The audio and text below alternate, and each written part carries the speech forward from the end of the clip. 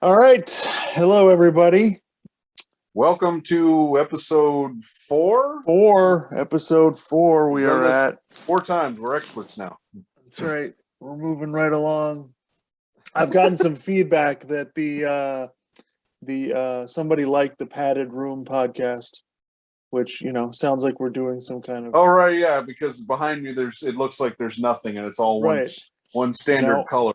Like I'm not really sold on any names, but I kind of like that, and it's organic. The Padded Room. The Padded Room podcast. It came out of it organically came out of what we do. So that seems like I actually The Padded Room. I think there's I still like Don't Be Ridiculous. Particularly because I have ridiculous take of the week. And also, somebody pointed this out to me yesterday. He said, yeah, maybe you keep the Don't Be Ridiculous because it'll be difficult to search for, which is kind of counterintuitive, maybe. Like, I don't know that you want to name it something that no one can find, but whatever. I don't know. Yeah. I feel like Don't Be Ridiculous, but the Padded Room podcast. I mean, yeah, maybe. Maybe it'll. I mean, Don't Be Ridiculous. I didn't really like that much at first, but I don't know. It's kind of grown on me, so I don't know. We'll see. Yeah, so that's a discussion for another time. We'll have to. Yeah. It out. Maybe. Hey, if you want to leave a comment on what you think is a good name, or you have some thoughts on the names that we're floating out there, go right ahead. Yeah, if we have people listening, I mean, hey. Yep. All right. So, first things first. Clark, you just went to MEGACON in Orlando. For those of you that don't know, so for people who don't know, MEGACON's like one of the largest comic book conventions in, I don't know, the Southeast or something like that. I mean, there's Comic-Con, which people have probably heard of in California, but this one's pretty big. I mean, Comic-Con's probably even orders of magnitude bigger, but this is a pretty huge comic book convention. This is the 4th time that I've gone there. So, I think they canceled it last year because of the pandemic or whatever. So, but yeah, it was back in full swing this weekend. I mean, really packed with people. It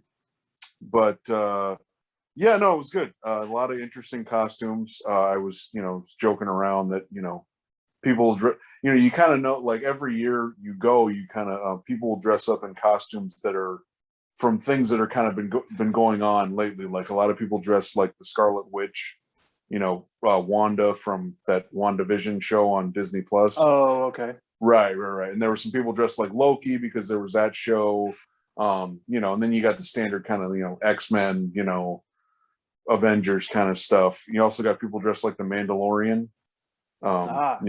that Disney Plus show. Yeah. Which, I mean, some people were dressed like the Mandalorian and other people were kind of dressed like, if the Mandalorian, like kind of let himself go, like just kind of packed on, a few, 10, 15, 20, 70 pounds. I don't know. Like, there was one Mandalorian who was walking around in Crocs, so at one point we stopped, we got something to eat, and so we're off kind of to the side, and we're kind of, we're eating and we're like watching people kind of walk, wander around, and we're kind of goofing around. It's like, it looks like if the Mandalorian like let himself go, we're like, he still does bounty hunting, but he's like, look, is there an Arby's close by? There's got to be an Arby's close by. If there's no Arby's, I can't, Arby's, Applebee's, I'll settle for a Wawa. Just, you got to help me out, He's looking for the galactic beef and cheddar. Yeah, exactly. Yeah. So, he's walking around on Crocs. So he's like, look, I'll pretty much go to any planet, but nowhere where there's ice or sand, because I got to wear the Crocs all the time. Okay. I got to be comfortable. Okay. And maybe, I mean, look, do I really need to actually catch the guy? I mean, can I just sort of like, spot him and kind of track him down and get like his general location? Can I just kind of call you and then you give me sort of a finder's fee? Because, it's really tough for me to chase these guys down now. I'm not in the kind of shape that I used to be.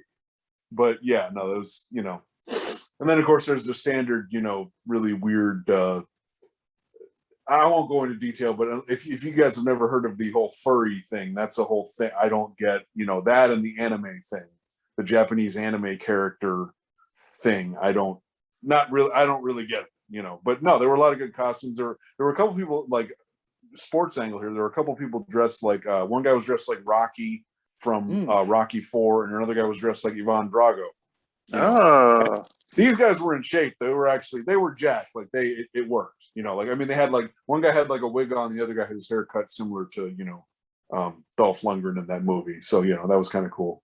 And there was one guy dressed like Doc Holliday. Oh, wow. From Tombstone. Yeah. He had like the red vest on, he had the hat on, he had the mustache, like really perfect. He was carrying around the cup. Remember that one point where he's messing with the guy and he starts twirling the cup around instead of twirling the pistol around? Yeah. Right. We had that, Wow. Yeah. So, cool stuff. So Doc Holliday. All right. Yeah, that's the thing. That's the thing that keeps me going back, is because you never know what costumes you're going to see. And sometimes it's like, it's not the ones that you would expect. It's the more random ones. You're like, oh, really? Wow, that's, or sometimes you look at something like, who the hell is that? And you're like, oh, he's that guy from that thing, So, yeah, interesting stuff. So, yeah, it is serious visual stimulation at this thing. Yeah, It's it's so packed in there. It's a little too much. You don't know who to take pictures with. You're just like, oh, that's cool. That guy's really cool. So you could also get autograph, it's so random that you could also get an autograph from. They had some of the cast of Full House there. So you get an autograph you can get John Stamos' autograph. Wow. You can get Bob Saget's autograph. You can get Dave Collier's autograph. You can get who else do they have? I thought about getting David Koechner's autograph, but I don't know. He's the guy who does Sports Angle here. He's the sports guy in Anchorman. Right. The guy, whammy, that guy. Yep. And then he's selling bats and he does the restaurant, the fast food restaurant in Anchorman 2, where instead of chicken they sell bats. Chicken of the cave. Yeah, he was. David Koechner is awesome. He was on Saturday Night Live for a while, and yeah, that's right. Yeah, he's very, very funny. Yeah, he's good. Yeah, that's good, so man. Anyway, that's what I was up to. Sounds like you had an awesome time. That's it was good. It was good. That's pretty cool. All right, so we're gonna get into sports here. So we have some NBA thoughts later, but we're gonna do a little bit of our own season preview for the NFL. You want me to real quick? You want me to do the thing I mentioned, the ridiculous take of the week? Oh, okay, that's right. Ridiculous take of the week. We'll do the NFL preview. Okay, go ahead. So Peyton Manning just got into the Hall of Fame. What, last weekend? Right. They had the induction. Peyton Manning and a bunch of other people. Jimmy Johnson got in there, and Calvin Johnson, right? Yep. Anyway, so I think Belichick was at the Hall of Fame, right? At the induction ceremony. Was he there, or was he just interviewed at the time?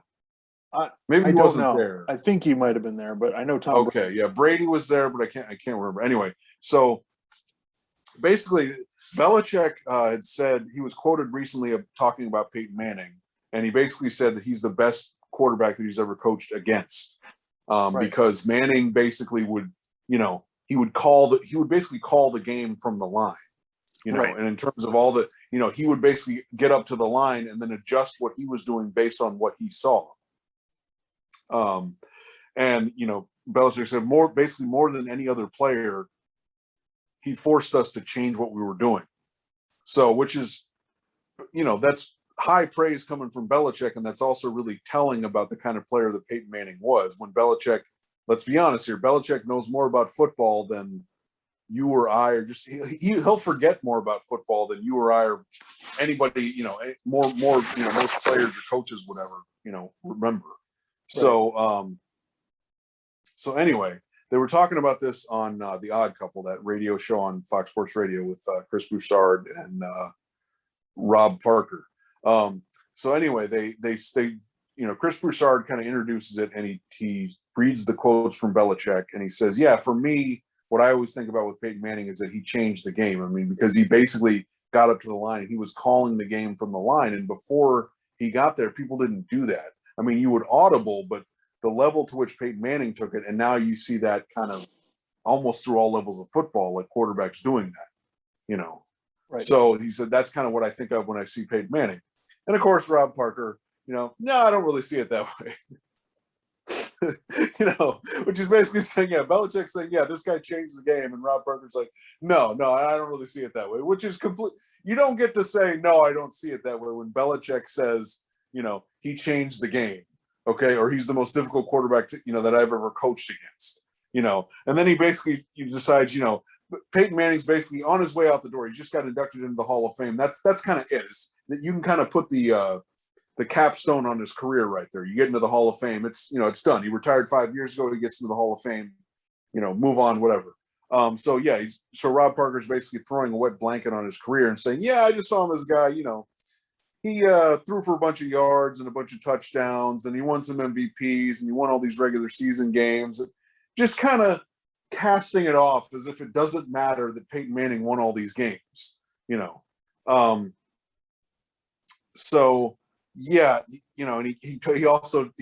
kind of denigrates, Peyton Manning's, achievements. He says, he won 2 Super Bowls, but the second one I don't really count because, he was a shell of himself in that game, which, to be fair, I mean, I'm not saying that that's necessarily inaccurate, but that's kind of a ridiculous standard. We don't do that with other people.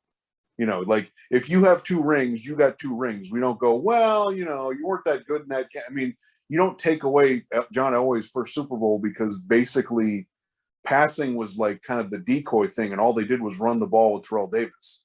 You don't like say, oh, well, he only won 1, really, and then he says, I mean, they won that 1 Super Bowl with Indianapolis against that weaker Bears team. Yeah, a week after beating the Patriots and Belichick and Brady, like in the prime of their in the beginning of their dynasty. So that was the ridiculous take of the week for me, which, I mean, it was a close race between that and then, Skip Bayless earlier in the week was saying, because the Olympics had just finished, and Skip Bayless was saying that Durant's the best player and the best basketball player in the world, which I'm fine with. I don't really care. But then he starts ripping on Giannis. Keep in mind, Giannis just won the championship. He scored 50 points in a closeout game. Okay. He was unguardable through much of the playoffs. Okay.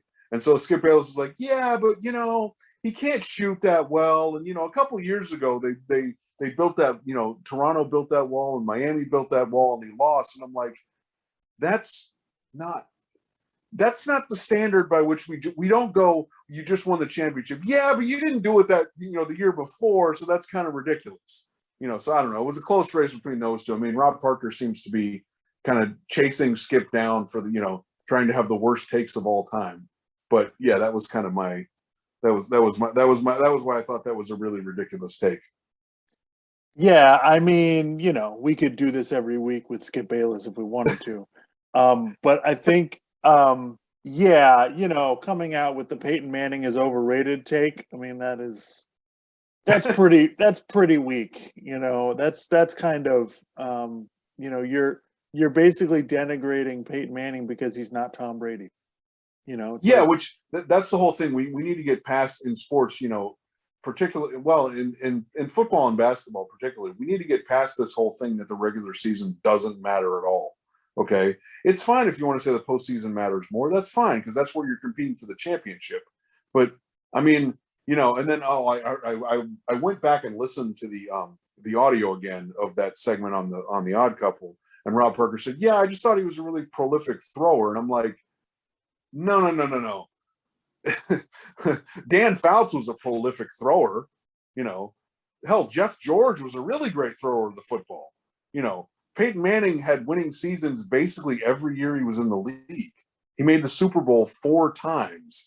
He threw 49 touchdown passes one year to break Dan Marino's record, and then he threw 55 touchdown passes to break Tom Brady's record. So, and remember, he got to the Super Bowl 4 times.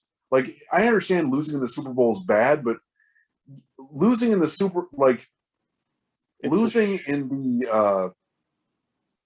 it's a short Super list. Bowl can't be worse than losing in the first game of the playoffs. I mean, come on. Just pull it up. Go to NFL Football Reference, and look up the number of quarterbacks that have been to the Super Bowl 4 times. There's like Yeah. 5. You know, it's Yeah. like it's ridiculous. So any take against Peyton Manning, you're just a hater. There's no logical reason for any of that. If you think Durant is the best player, that's fine. But the Olympics, what he did in the Olympics, does not move anybody anywhere. Yeah, I mean, I understand there's recency bias, right? And like, I kind of like Nick Wright will always make this argument that because he'll say, you know, based on the kind of standard that we've usually had, so Giannis just won the championship and he was really great doing it, so he's the best player in the league. Again, I'm fine if you think Durant's the best, that's fine. I don't really, you know, but I do kind of agree with Nick Wright on that it's kind of like, you know, the guy just won the championship and was really good doing it, so you make him the best player. That's kind of traditionally in the NBA. That's kind of how we've done things. So, you know, yeah, it's like it's a championship belt, and he's got the belt now. Yeah, I'm fine with that. You know, but just don't bring up old stuff after they've overcome the. It's not with Peyton Manning. You don't go, well, he just won the Super Bowl, but yeah, those other 2 times against the Patriots with the Colts he lost. So. That's a ridiculous. And by the way, not only did Peyton Manning beat the Patriots in the playoffs, they were down by 18 points and had to come back to win the game. It's not like, you know, they just the Patriots laid an egg and then the Colts managed to win. He pulled off one of the greatest games of all time in order to do it. So, you know, it's yeah. There's no I don't understand. Now, what I will say, side note to all of this. Who's booing Tom Brady? Seriously, they showed Tom Brady. Yeah, Tom Brady got booed at the Hall of Fame. Peyton Manning is getting into the Hall of Fame. He's giving his speech, which, by the way, his speech was at a breakneck pace. I don't understand what was going on there. He was going 100 miles an hour in that speech. You remember the beginning of it. He said, I would like to thank all the people that gave really long-winded acceptance speeches in years past, because now I have 6 minutes to sum up my entire football career. Like, honestly, like Peyton Manning could host the Oscars. Honestly, like he's got the right temperament for it. He's that kind of guy. He thanked Tom Brady for being there. They show Tom Brady and everybody's booing. Who are these people booing Tom Brady? Listen, I understand if Tom Brady beat your team for years. He beat my team. We're Dolphins fans. Yeah, right. We've been waiting for him to get out of the division for years. He beat us forever. But at the Hall of Fame ceremony for Peyton, you're booing Tom Brady? Really, people?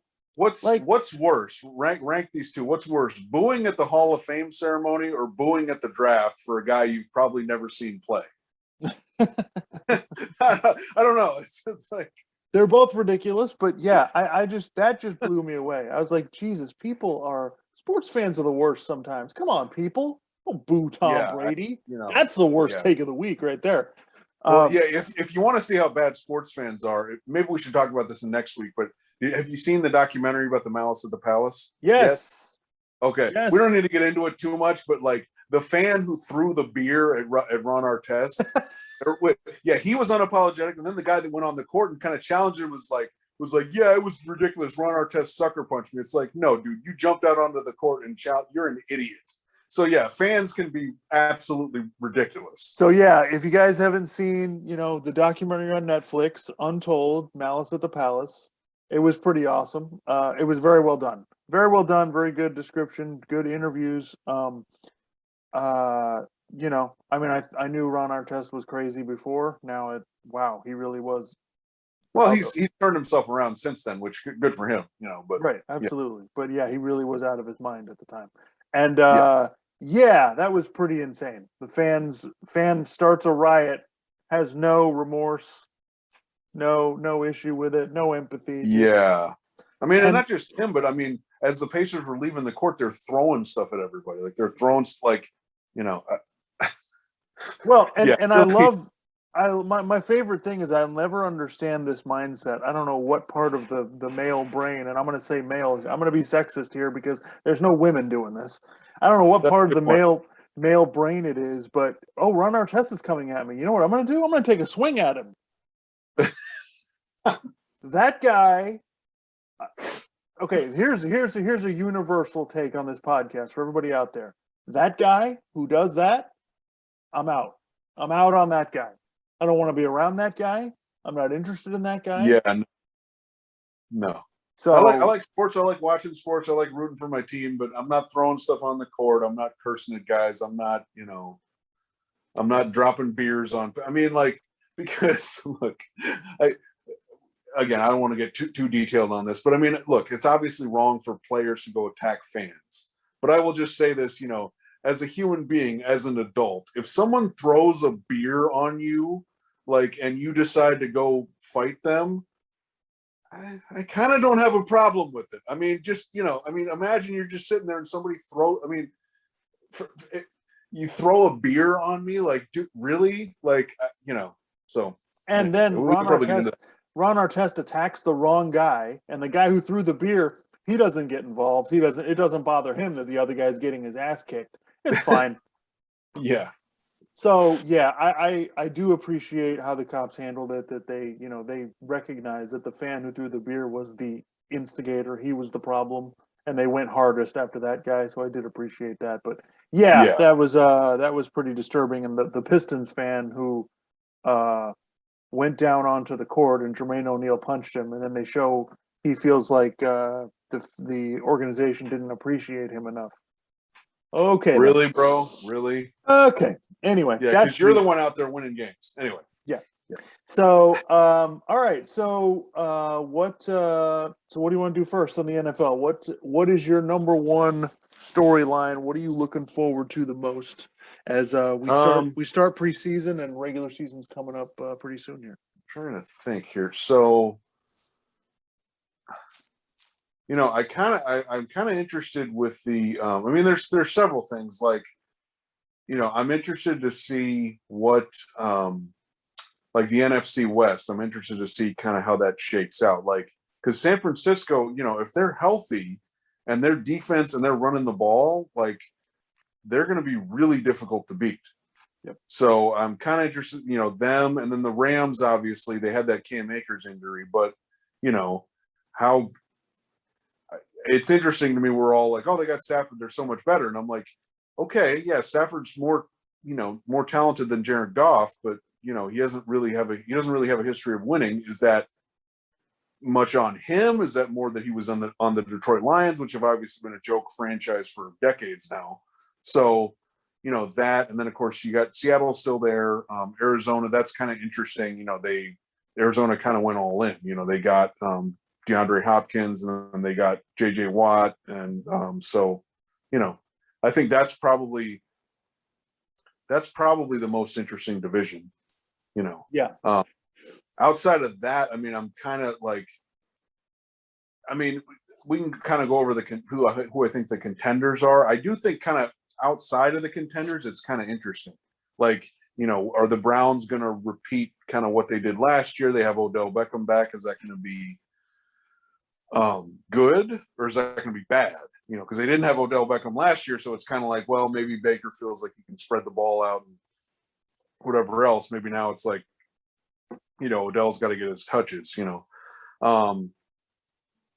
Does Lamar Jackson kind of take a step forward? And some of that's also, I'm like, sometimes I feel like they have him drop back too much, as if he's like Peyton Manning or something. He's not Peyton Manning. I don't think they should be doing stuff like that. But, does he kind of take another step forward? I'm trying to think. That's kind of the main thing. Kansas City, they fixed their offensive line. They're the prohibitive favorites to come out of the AFC. Like, I just don't see Buffalo, I don't think they have a good enough team around Josh Allen.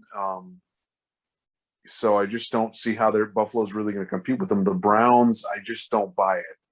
Maybe I'll be proven wrong, but I just don't buy that the Browns are. I'm having I don't know if they're going to make the playoffs again, just because them making the playoffs 2 years in a row. They've been terrible for a long time, for much of our adult lives at this point. So, I don't really know how well they're going to. Well, I think Cleveland's roster is loaded. That's true. Yeah. They have lots of talent. If their defense is a little bit better than it was last year, they basically went all in on defense, and so they really tried to improve because they really couldn't stop people, and that was really their issue. They did play pretty well against Kansas City in the playoffs. So yeah, I think the Browns are very good. I wouldn't put them in the contender category though. But yeah, no, I think they're kind of outside. I think they're kind of outside because, like I said, I just don't see who's going to beat Kansas City in a playoff game. You know, as like Baltimore's really good. They got a nice roster. Lamar Jackson's really good, but you know, I just kind of don't see it. So yeah, so I wrote down. I mean, for contenders, I mean, yeah, the AFC. It's a little bit of a you've got Kansas City. I think I wrote down Buffalo and Indianapolis. I just think if you're asking me, Indianapolis, I forgot about if you're Indianapolis. asking me who the two other teams are in the conference that I kind of like, but those are the teams that I would like. I think Buffalo is the best team in their division, and they're probably going to win that. I think the Colts are clearly the best team in their division Yeah, as long as Wentz comes back within the first month of the season.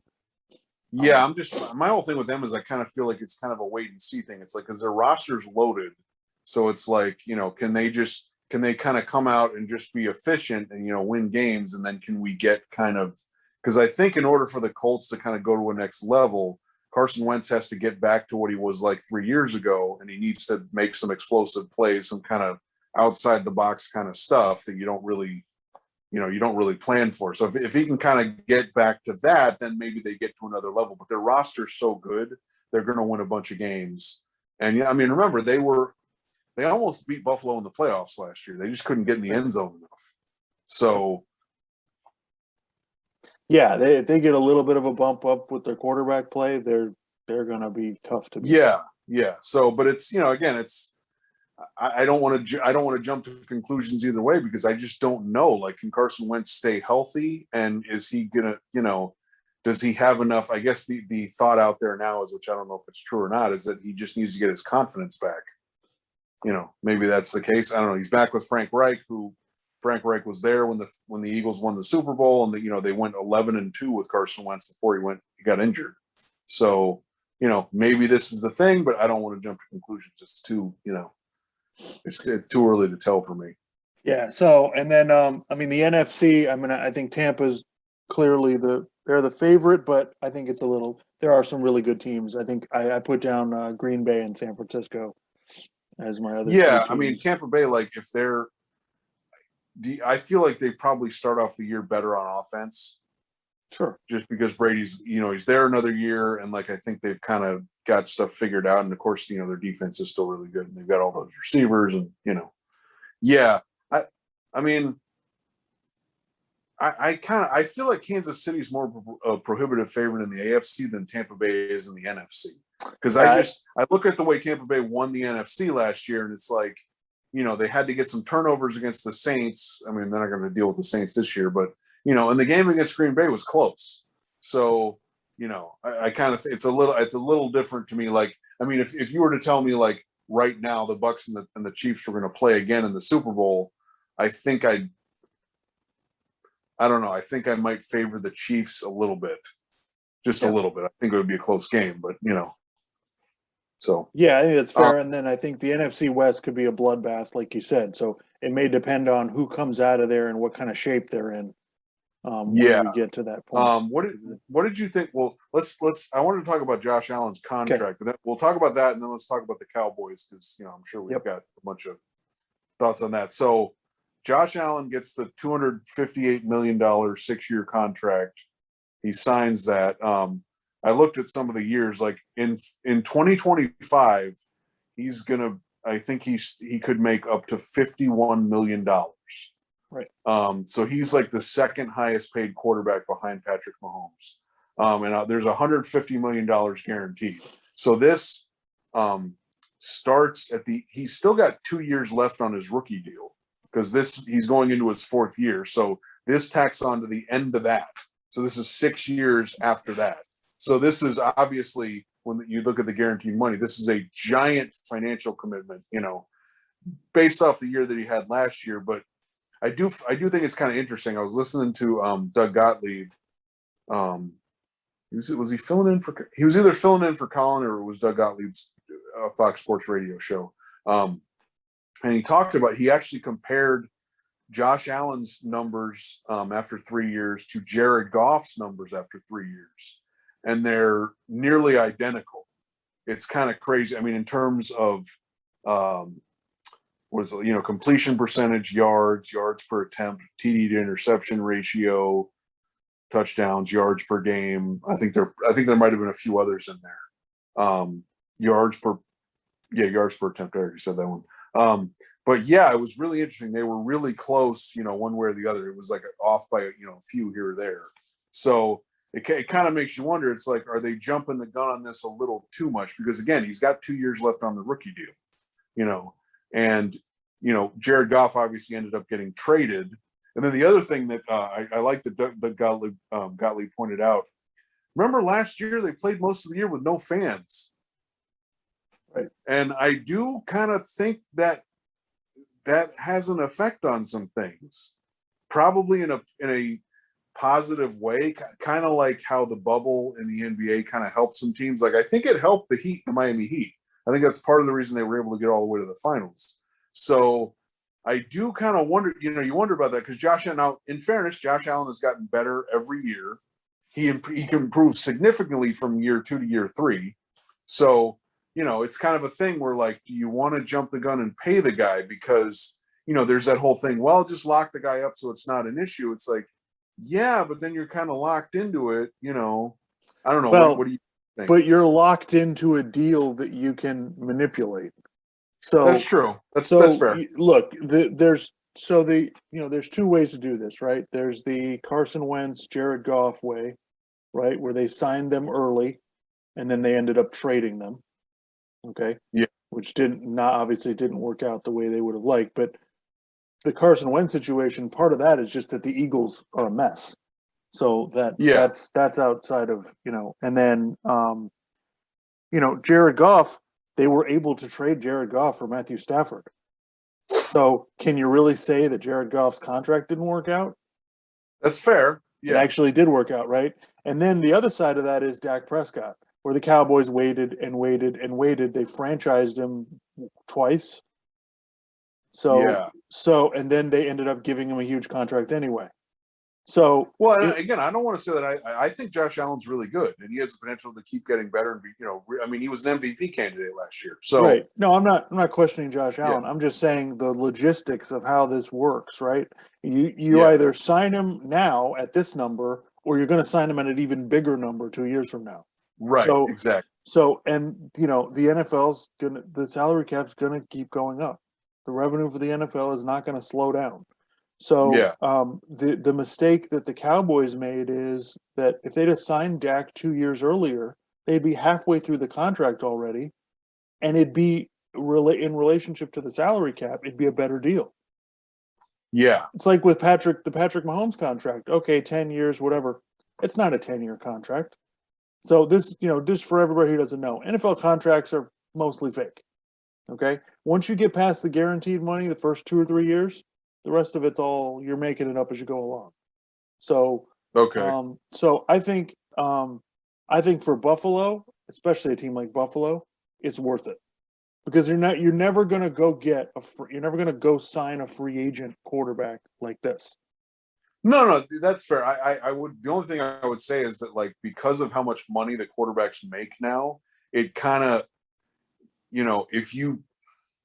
if you don't get with Josh Allen, I think it kind of works because there were times last year where he was kind of carrying the team. And if you're going to pay a guy that much money, you'd like for every now and then for him to, probably carry the team a little bit here and there, but I do kind of worry. What I think I would be concerned about is if I'm a Browns fan or I'm a Ravens fan, because Lamar Jackson and Baker Mayfield, they're next up in terms of getting paid, and Baltimore's even said we're not in a rush to deal with it.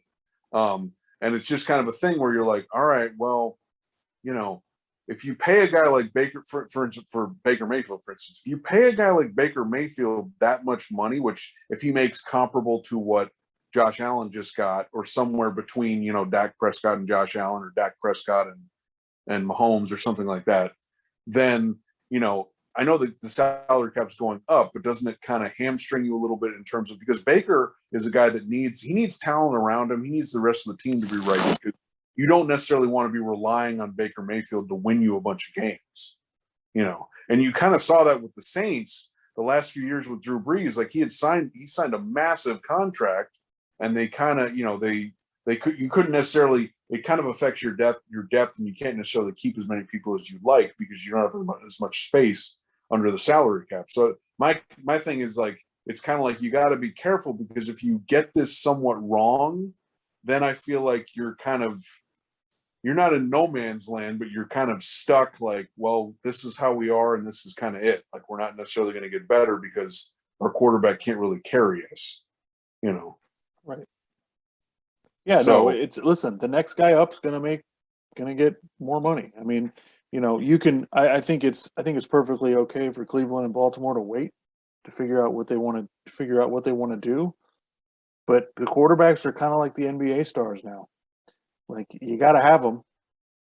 If you don't have yeah. them, you have no chance. And Well, no, you're kind of screwed, because it's kind of like, I mean, look, like for instance with Cleveland, okay, you could, it's easy for me or you to or someone else to say, well, just go get a veteran quarterback or draft somebody else. But and I remember Bucky Brooks was talking about this. I think one time he was either him or it might have been somebody else. And it's like, look, you can say, oh, we'll just draft somebody else. And it's like, yeah, but then you're kind of starting all over, and at least with the guy that you have, what you have, because he's played for a few years. And you can say, well, what you have. Yeah, but maybe he's not as good as these other people. Yeah, but, you kind of know what he is already. If you draft somebody out, you start over, And so it's like, look at what the Washington Redskins did, right? They franchise tagged Kirk Cousins twice.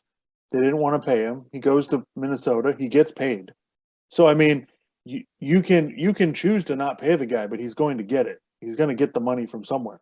So yeah, you have to make a choice. And Washington still hasn't made the playoffs. Minnesota has won a playoff game or two. So, I mean, you have to. I think the earlier you make the decision, the better off you are. You don't want to be in the Dallas Cowboys, which this is we can just lead into the Cowboys. You don't want to be in a situation that the Cowboys are in, where they wasted 2 years. They could have given Dak the contract already, and now they gave him a huge contract. Yeah, and now he's got 2 MRIs on his shoulder, and right, right. Which, like I said, you'd be halfway through a new contract. If you'd have done it at the time you could have, like, you probably would have gotten a little less money than you had to pay him. And then, you're in a better position. Once you get past the guaranteed money, you're in a much better position to do something about it than if you're not. Okay. So, yeah. So, I mean, if the guy just really flames out after a few years, you can maybe find a way out of it. And Dak Prescott was a 4th round pick. You got by paying nothing, nothing to, as far as the NFL standard goes, for 4 or 5 years. Like, they really messed that up. So, yeah. So, as usual, the Cowboys are getting all kinds of attention because that's how it works. They're on Hard Knocks, Yeah, they're going on Hard Knocks. The Cowboys, the Lakers, the Yankees. I understand they're going to get more attention than everybody. Yeah, else. they're one of the biggest brands in sports, and they're, like I said to you the other day, they're like the best soap opera in the NFL, year in year. So, you're going to have people. I feel like this has been going on the past couple of years, especially. You're going to have more and more people saying that the Cowboys are going to win the division and they're going to make the playoffs and they're going to do all of this stuff. And, so my first question to you is, are the Cowboys any better than they were last year? No, I mean, well, I will say this, like, they have Dan Quinn now as their defensive coordinator. So he was the head coach in Atlanta for 4 or 5 years or something. Mm-hmm. And then before that, he was the defensive coordinator in Seattle. Atlanta's defense never really took off. I mean, their offense was always good, but and then in Seattle, like, was it him? Or was it, I mean, I'm more inclined to say it was more the players that they had at the time when he was the defensive coordinator. But, I do think that the guy they had before, Mike Nolan, was just beyond his skis. And you could tell by the way Dallas was playing, like they really sucked on defense. So I think that they'll be better there's no way they can't be better on defense, okay, than they were, particularly at the beginning of the year when they basically they would have gone. Oh, they were giving up so many points. They should have gone 0-4 if somebody on the Falcons had just picked up an onside kick. But yeah, I don't think they're really that much better. You know, I know Ezekiel Elliott's like, oh, he lost some weight and whatever. Yeah, but he's a running back, and they've been running him into the ground for like 4 years now. And that's like with running backs, like particularly now, like the first few years, that's the best you get. You know, so yeah, we were talking about this the other day. You know, the Cowboys are not. You know, they've kind of been the same. Basically, okay. They when Troy Aikman retired, right? They were kind of a mess, right? They still had Emmitt Smith, and then they had him until he broke Walter Payton's rushing record, and they were still losing a ton of games. And so then it kind of reached a point where, like, I guess Jerry Jones was like, oh, I got to do something. So he brings Bill Parcells in. Parcells kind of, I don't know what you want to say, kind of cleans house and kind of gets things organized. They go 9-7 that year and that's the infamous, you know, Romo drops the snap on the field goal, where otherwise they would have won that playoff game. And then the next year, you know, they go 13-3 because, you know, Parcells had kind of set the roster up and gotten things, you know, the way he wanted them. So they go 13-3. They were a Super Bowl contender that year. They ended up losing to the Giants, who ended up winning the Super Bowl, you know. And then things just kind of went south from there, and they were just kind of a mediocre team. That was a team that would pretty much you could count on them going 8-8. Maybe they'd go 10-6 or 9-7 if something broke their way. They won a close game or something. But they've kind of been that same team ever since, you know. And it was Tony Romo trying to bail them out every year, you know.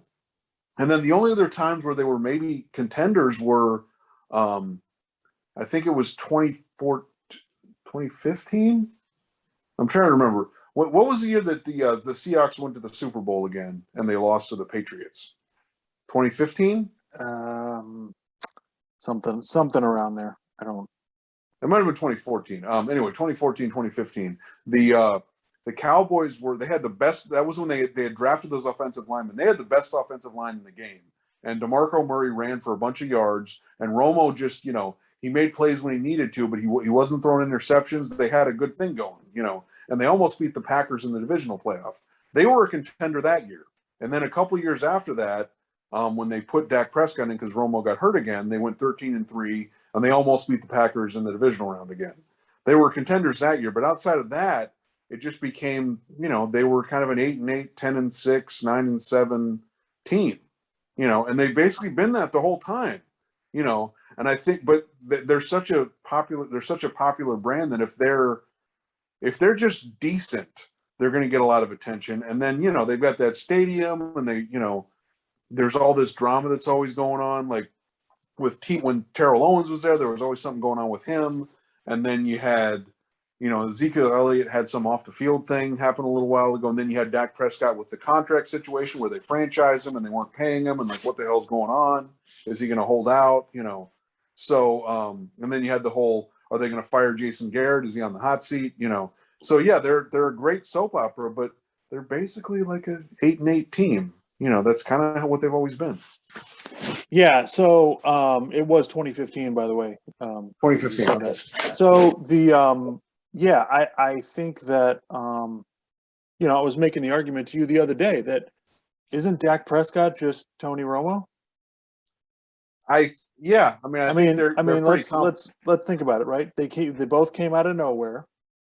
Okay, yeah. They were late round picks. Romo went to an even smaller school than Dak Prescott did. Dak Prescott, Northern Illinois. Yeah, Dak Prescott at least played for Mississippi State in the SEC. You know, they're good with the media. You know, they have a little bit of movement. They both can move a little bit, but they're not incredible runners, but they can run. And they're the one guy on their team that you can count on. Yeah. I mean, Dak Prescott's had issues with his health, but, you know, lately. But, yeah, right. No, right, exactly. Right, and then we're just waiting to see, well, they get into the playoffs, and, you know, Romo's had some games in the playoffs where he's made some mistakes that have kind of, you know, helped to lose in them games. So, yeah, I think I kind of agree with you. I think the Cowboys are basically the same they've been. I think that, you know, they drafted that middle linebacker out of Penn State, Micah Parsons. So we'll see if he's any good. But I just think I still don't think the defense is going to be great. And I think their offensive line's getting older. Well, and they've locked into a lot of these players. They've got, and some of these, like, I don't necessarily think they needed to pay Ezekiel Elliott. I mean, running backs are kind of a dime a dozen in the NFL. I mean, well, and you it's get not even that. They're paying the quarterback, the running back, the left tackle, the wide receiver, the middle linebacker. They're paying 7 or 8 guys top 5 money at their position. And when you do that, and listen, Jerry Jones, nothing against the Cowboys organization or Jerry Jones as an owner. They take care of their players. That's great. The only problem is with that, it has a difficult time translating to wins. And if they weren't in the bad division that they're in, we probably are having a different discussion about, where they're at. I mean, well, if you're paying guys top 5 money and they don't really play like they're top 5, that's really tough to overcome. Well, that and your depth. If any of them get injured, then you can be in serious trouble. And so with Dak Prescott out there, the Cowboys offense is pretty good. But it's almost and I think this is a good kind of thing to lead into. So, those are our thoughts on the Cowboys, but I wanted to point this out. Something I found interesting, like some of these teams with quarterbacks who either have injury issues or young quarterbacks, and they really have not prepared. They don't have a good backup. They're not really, set at that position. So the Cowboys have Ben DiNucci and Garrett Gilbert. Okay. Last year they had Andy Dalton. Now they didn't win a bunch of games with Andy Dalton, but he's serviceable. You're not going to completely self-destruct if he's your quarterback. Yeah. There's a couple teams like that I just feel like didn't really pay attention. Like the Jets. The Jets have 2 guys that nobody's ever heard of as their backups. Jets, I don't know, like, why did they get rid of Sam Darnold? Right. I mean, like, is this Zach Martin guy really that much? I mean, granted, Sam Darnold had it was a tough 3 or 4 years or whatever it was, but I mean, I don't understand. Like, I guess it was because, you're bringing in a new coach and whatever, and you want to start with your guy, but it's like, it just seems kind of ridiculous. Again, like I said before, you're bringing in a young guy and starting all over. It's like, all right, well, So, I think Cowboys, Dak Prescott coming back from an injury, Right. No, I think the general manager at the Jets, he didn't choose Sam Darnold. So I think that, it's a organizational decision. But, I mean, we get all up in arms about who should be the quarterback, should we get a new one? And it's like the coach and the GM have to choose the right guy. Like, it doesn't really matter whether you have Sam Darnold or Zach Wilson. It doesn't really matter. You just have to pick the right guy. So yeah, it's kind of funny. Like Sam Darnold still has some stuff in the tank, and we'll see what happens in Carolina. But yeah, those were just a couple of teams that I feel like are examples of not really. Well, I feel that could end up being almost like a Ryan Tannehill situation where like he never was that good in Miami, but then he goes somewhere else and he's used the right way and he's really good. Now, granted, Tennessee, that offensive coordinator became the coach of the offensive coordinator for the Titans? I think he's the coach of the Falcons now, right?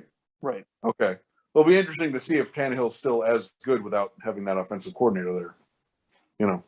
Yeah. So, So I just thought that was just an interesting thing that I was thinking about that I found interesting. So, all right. So, leading into the Dolphins, since we just mentioned Ryan Tannehill. So, all right. So, full disclosure, we're Dolphin fans. Listen, if you're looking for rah Dolphins cheerleaders, like we've had a bad 25 years. I mean, let's be honest. The last few years of Marino was still difficult because it was basically like the team stunk and like they would get behind every game and Marino would try to bring them back. So it's been like 25 years of this where it's just like, God, we're just not good enough. Yeah. Yeah. I mean, at least with Marino, you had a chance. So anyway, that's how you can tell we've been around too long. We're bringing up Dan Marino. He retired in the previous century. So, let's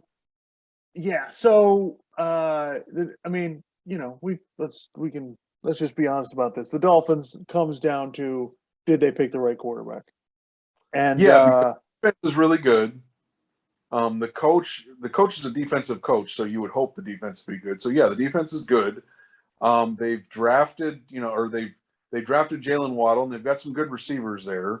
So, look, you've got some talent on offense. So it's like, and they went. Remember, they had Fitzpatrick, and then they had Tua in, and there were some games where Tua didn't play that well, and they pulled him, and they put Fitzpatrick in, and they still won 10 games. So that says to me, the defense is good, the coaching's good, the players are out there playing hard. So it's like, if you're going to be, get to the playoffs and win, get to the playoffs and win a playoff game. Like, there's another level they got to get to. And in order to get there, Tua's got to be, not necessarily elite, but he's got to be, he can't just be average or a little above average. He's got to be a little better than that, And then you got to get to another level if you want to talk about winning multiple playoff games and trying to get to the Super Bowl.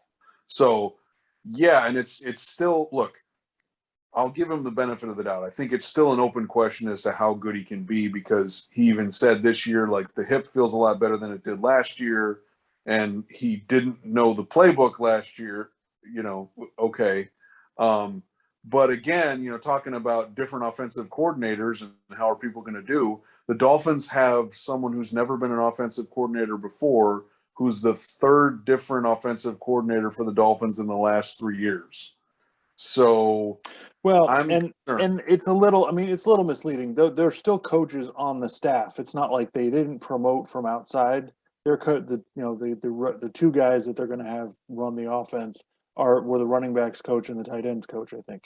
So it's not people that he doesn't know, but yeah, it's a little, yeah. So look, the way I'm looking at this Dolphin season, I'm hoping that, they will turn a corner and be a little bit better, but I have serious doubts, because you watch Tua, like, the thing we kind of point out is, and not everybody was saying that Tua was special, but there were plenty of people who were like, yeah, we think Tua's really special coming out of college. And you watch him in the NFL and you're like, what, how, where? I don't see it, because he's 6 foot and he's not like, he's somewhat mobile, but he's not outrunning anybody really. So in my opinion, he's mobile enough to make a living from the pocket, throwing passes, but he just, if you think about quarterbacks who are 6 foot like that, who are really successful, Drew Brees is really successful, but Drew Brees is one of the greatest quarterbacks we've ever seen, one of the most prolific throwers, who was really accurate and on time with the ball, because Drew Brees, he's not like a big runner or anything. He could move a little bit in the pocket, but he was not fast. Russell Wilson's really successful, but Russell Wilson can move. Russell Wilson can outrun different people. Russell Wilson's he's a great athlete. Yeah, exactly. He was drafted in the first round of the baseball draft. He is a great athlete. So Tua is not really that, right? And people are like, oh, he did all this stuff in college. Yeah, at Alabama has all the best players. Almost like 95% of the time, every game they go into, Alabama's got more NFL players than the other team, even in the SEC. So, it's just, people are like, oh, well, he did all this stuff. It's like, yeah, but none of that really counts. And, why haven't we seen it? Like, and the thing that we've, and maybe we've talked about this before, but the thing that just really sucks about it is that for the rest of Tua's career, especially if he's not good enough, or if he's not elite, or he just doesn't work out with Miami, we're going to be thinking the Dolphins could have drafted Justin Herbert, who was amazing last year. Granted, they didn't win as many games as the Dolphins, but they were in a bunch of close games. So, you look at that, and then you look at this year, they had a high draft pick. They could have drafted Justin Fields or Trey Lance, who are way more talented than Tua is. Now, again, I don't know if they're going to be really successful, but you're telling me that I'm supposed to buy the guy that's 6 foot and isn't that athletic? Like, he's going to be really great? So just full disclosure for the audience. So, yeah, I have a general rule when it comes to quarterbacks. You need to be bigger than me. I'm 6'2", over 200 pounds. You got to be more physically imposing than I am. You know, if you're really over 200 pounds, you need to quit eating so many. I may be going a little low there, but the audience can't see my bottom half. You're gonna be the Mandalorian letting himself go. That's what we need to do. We need to go to MEGACON next year. You dress up as the Mandalorian. I'm going to dress up as Tua. What are you talking about? Yeah, exactly. So I wasn't thrilled about Tua from college. I felt like every time Alabama was in a big game, he didn't play well or he got injured. So and then certain people who said that they didn't see the special in him, it was really telling because you had Trent Dilfer saying it and Colin Cowherd said it, and then the season started and he's like, I don't really buy it anymore. But what was it? Greg Cosell, who watches all the film, so was saying he didn't see it. Chris Sims, former college quarterback, former NFL quarterback, who was ranked Justin Herbert ahead of Tua before the draft. And there were some other did Joel Klatt have some concerns? I believe he was saying that, I thought I remember him saying something like Tua seems to think that he's more athletic than he is. Right. Which, and he's doing that in the SEC, which, the SEC is really good, but it's nothing compared to the NFL. So, that kind of concerns me. Yeah. So, I have big concerns. My glass half empty take here is that Tua is going to end up getting everybody fired. That's my worry. It's going to be the same dance we've been doing for the last 25 years. Right. You had the Jay Fiedler era, right? And then that cans out, and then you get whatever. There was a few years there where I don't know what the hell was going on. And then they had Pennington for a year, and then Chad Henne, that didn't work, and then Ryan Tannehill. It didn't work, and maybe it could have if they had had a better coach, because he's obviously really good in Tennessee. And then we get this, and we're hoping this works. Right, because I think they've there's good things to be excited about with the Dolphins. I think they got the coach right. I think they've got the right GM. I think they're doing a good job with personnel. So there's a part of me that thinks even if this doesn't work out with Tua, they might be able to make it work with somebody else.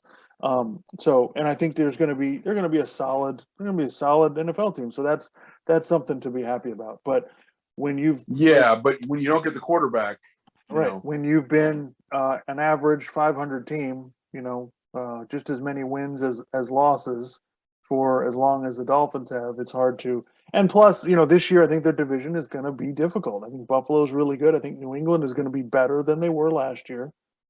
And so we'll see how it goes. But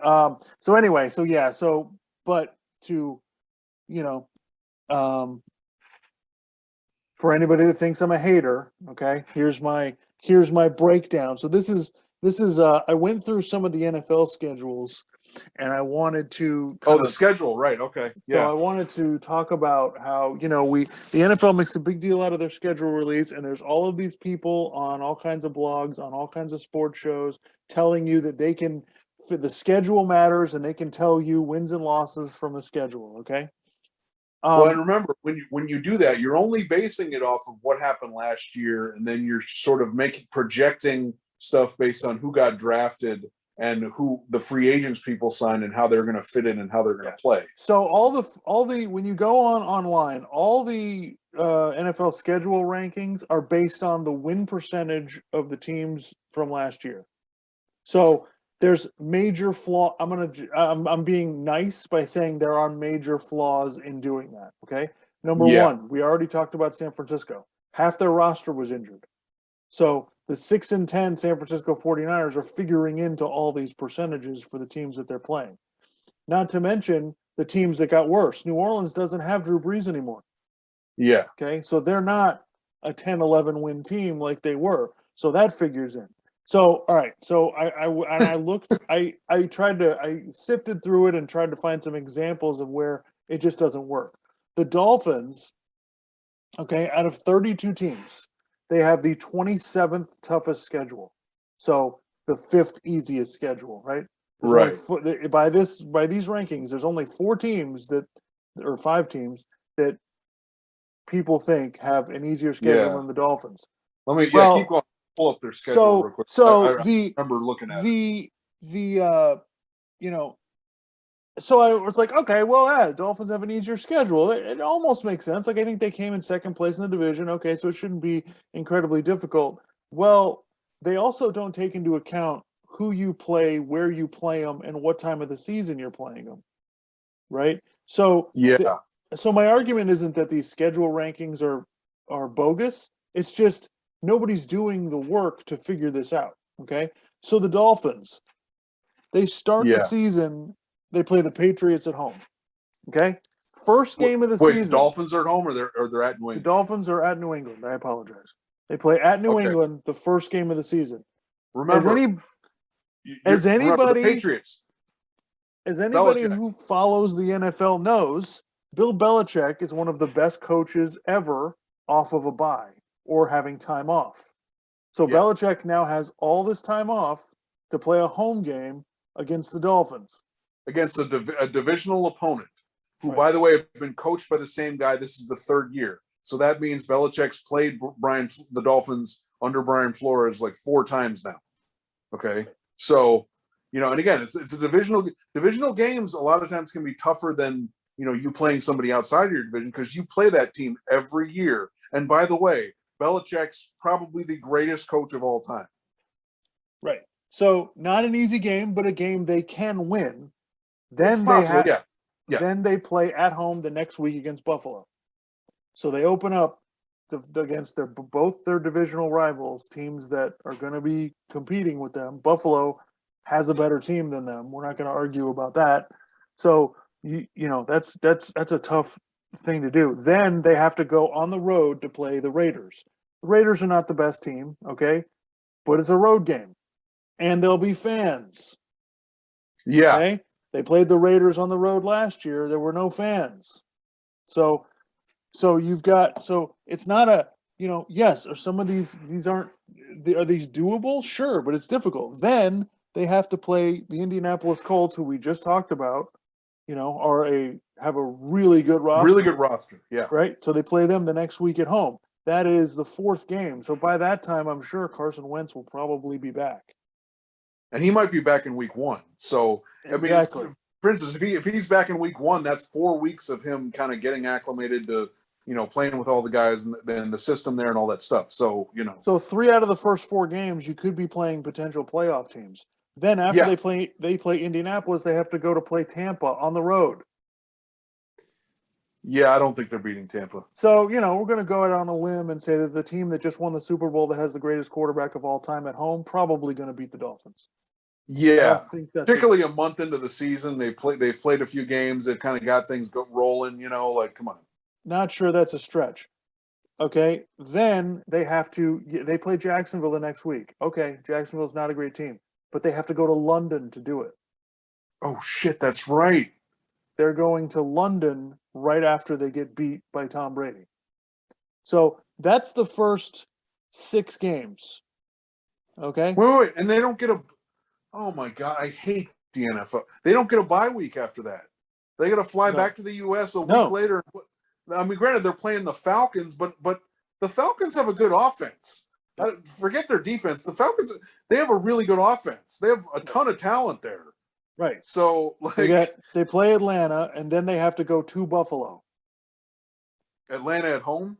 They play Atlanta at home. Then they have to go to Buffalo. After that, the schedule eases up a little bit, but they still have to play teams like Baltimore, New Orleans, Carolina, Tennessee.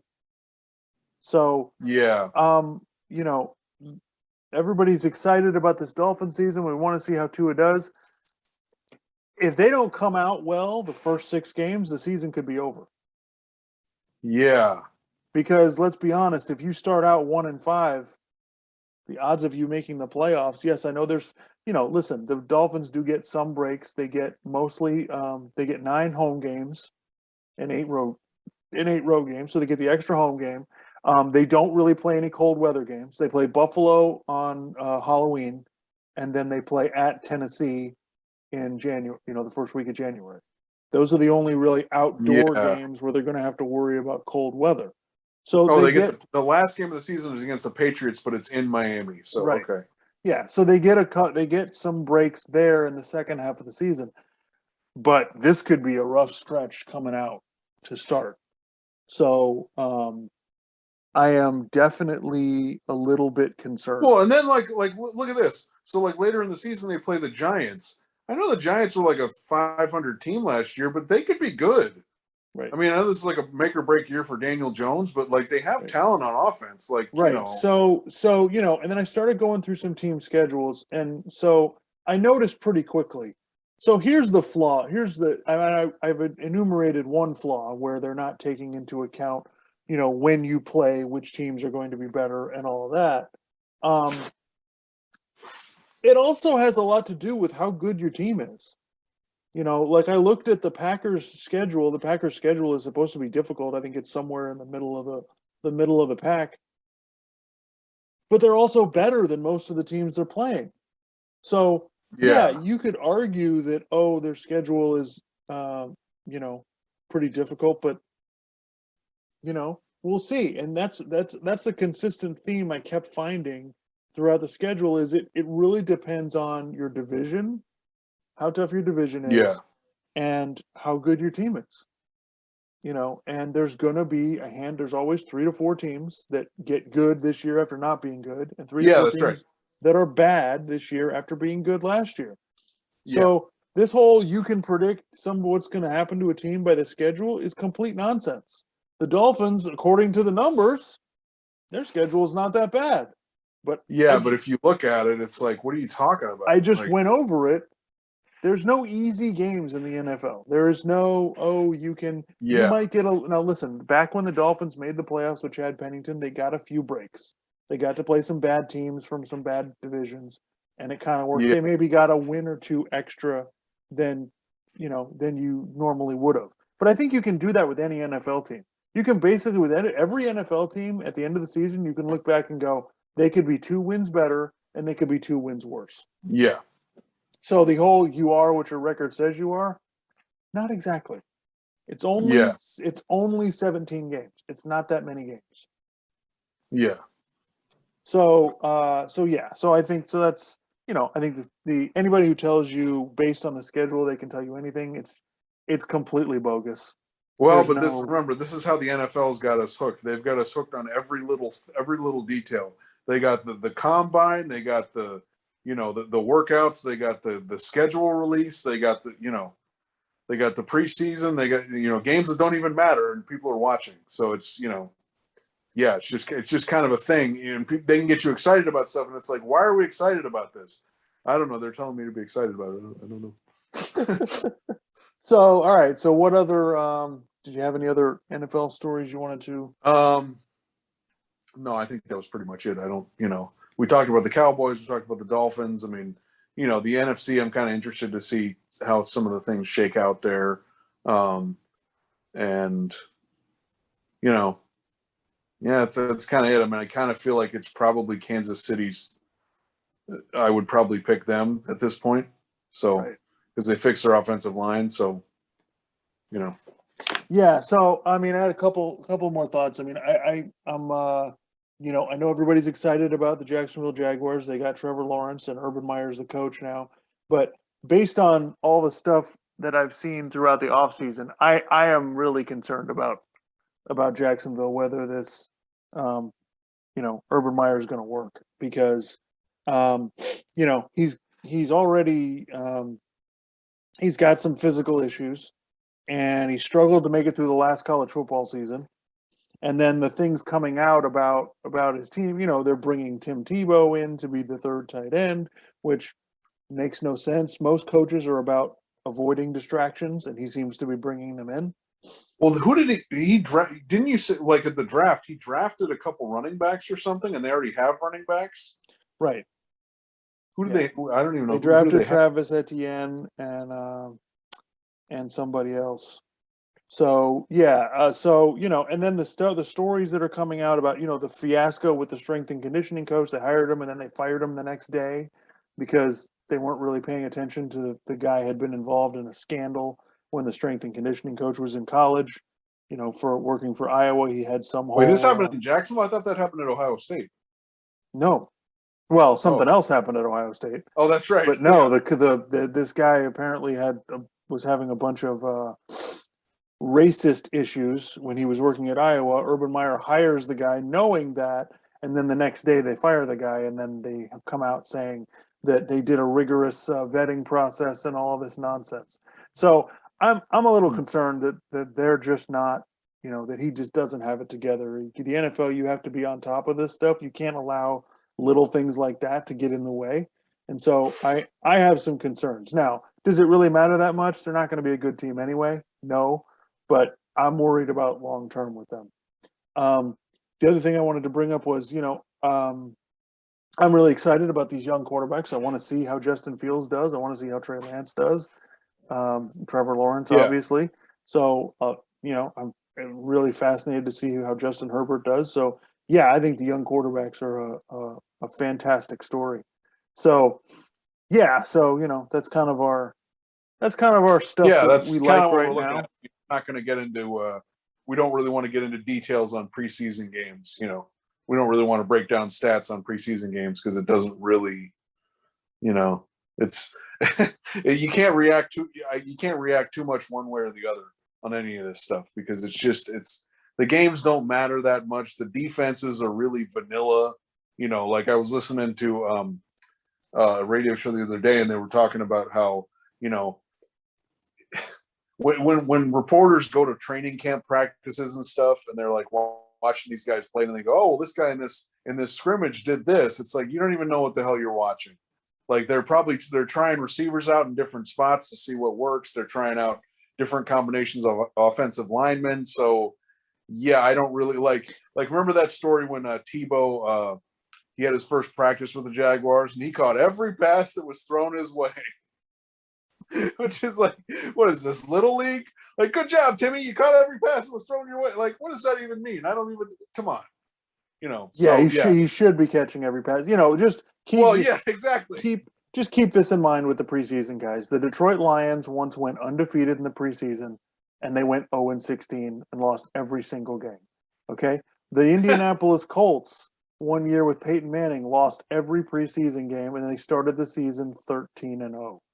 So, yes, I know the media wants to get us all excited about this because there's nothing else. We don't have anything else. We don't have real games, so we've got to talk about this. Don't get too up. Don't get too high. Don't get too low.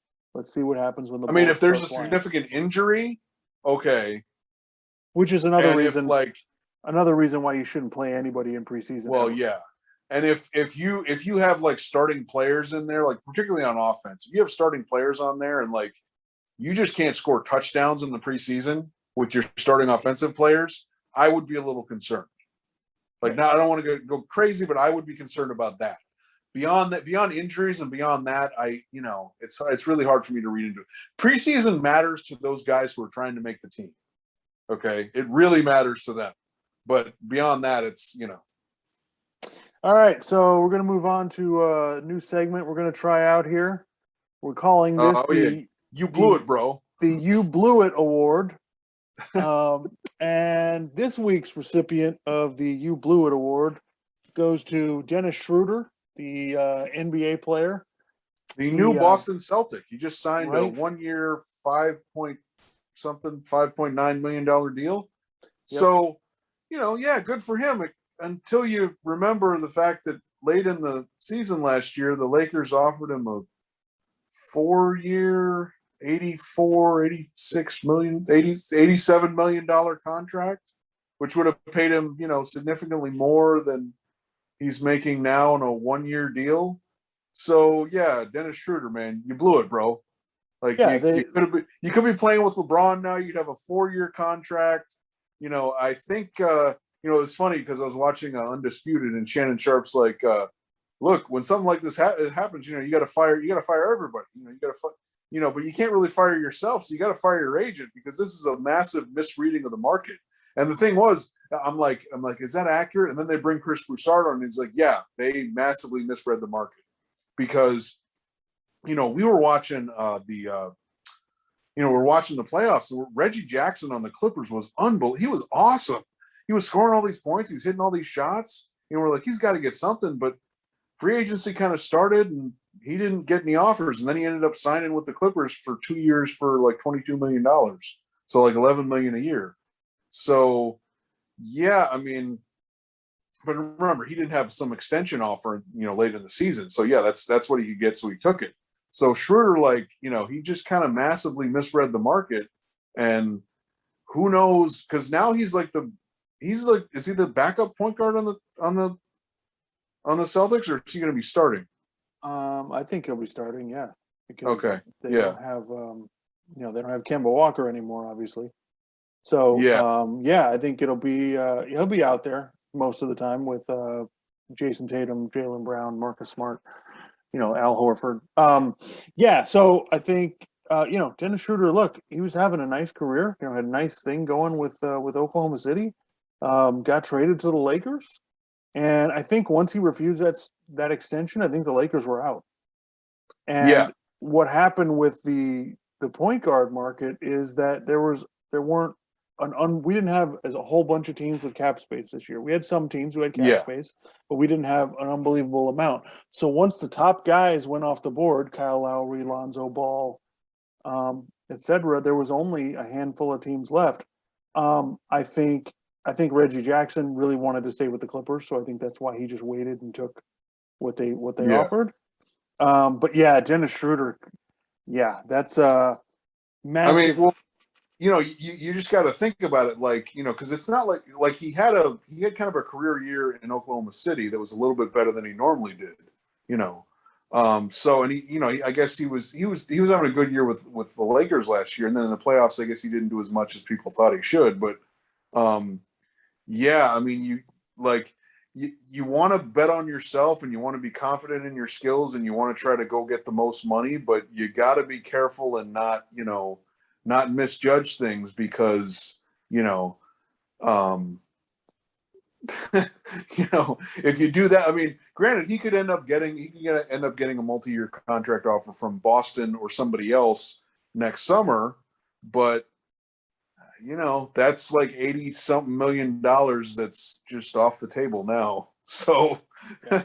it's like, I like the way that Shannon Sharp was talking about this. He's like, I mean, they're offering him like $87 million. He's like, nah, man, I'm good. I'm just gonna wait this thing out. So yeah, Dennis Schroeder, you blew it, bro. Sorry. Yep. Yeah, that was a massive mistake. And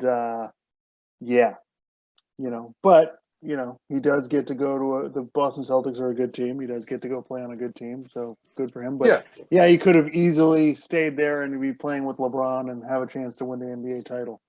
And so that's the other thing. Yeah, it's not just the money. Like, yeah, because Boston's not winning the championship. Like, come on, right. So. All right. Anything else for? I think that's it. I think that's all we kind of prepared for. Yeah, just the NFL preview, the quarterback contracts, the Dallas Cowboys, the preseason stuff, the ridiculous take of the week. Yeah. So leave some comments if you have any thoughts. So next time we come on, not sure what we're going to do. We'll probably talk about whatever's going on. We'll probably talk about the Dak Prescott's latest MRI or something. Yeah, something really fascinating. And we'll see how it goes, but I may try to jam in some soccer talk since the Premier League is back.